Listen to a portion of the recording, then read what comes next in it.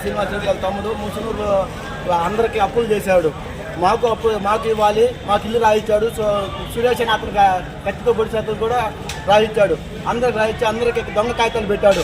అదేమంటే పుల్ల శ్రీనివాసరెడ్డి నేను ఇన్ఛార్జి, నేను ఏమైనా చేస్తానని నన్నే ఏలగడతానని చెప్పిండు. నన్ను ఏలగడితే ఊళ్ళో లేకుండా చేస్తానని చెప్పిండు. తర్వాత వీళ్ళు కేసు చుట్టూ అని తిరిగితే మాకు పక్కాగా సిఐ కాడ, డిఎస్పీ కాడ, ఎస్ఐ కాడ అన్నిటి కాడ కాగితాలు ఉన్నాయి. మేమే సురేష్ అన్నోళ్ళే ఉంటున్నారు ఇంట్లో. వాళ్ళు ఈరోజు ఉదయం వచ్చి అతని పేరు నాకు విజయరెడ్డి అని అతను వచ్చి కత్తి తీసుకుని అందరి మీద దాడి చేసి 5 మందిని అతి కిరాతంగా పొడి చేసింది సార్. అది సార్ విజయరెడ్డికి వీళ్ళకి సంబంధం లేదు సార్. అతని తరపున తీసుకొచ్చాడు సార్. సుబ్బారెడ్డి శ్రీనివాసరెడ్డి తమ్ముడు తరపున తీసుకొచ్చాడు సార్. శ్రీనివాసరెడ్డి తమ్ముడు ఉన్నాడు అక్కడ. శ్రీనివాసరెడ్డి తమ్ముడు ఉన్నాడు సార్. ఇక్కడ కూడా వచ్చారు సార్. ముందు వాళ్ళు పోలీస్ స్టేషన్కి వచ్చారు సార్. వాళ్ళు వచ్చేటప్పుడు అతను కూడా వచ్చాడు. వాళ్ళ భార్య ఉంది, పుల్ల శ్రీనివాసరెడ్డి తమ్ముడు ఉన్నాడు, పుల్ల సుబ్బారెడ్డి ఉన్నాడు. అది శ్రీనివాసరెడ్డి లేడు, పుల్ల సుబ్బారెడ్డి ఉన్నాడు సార్.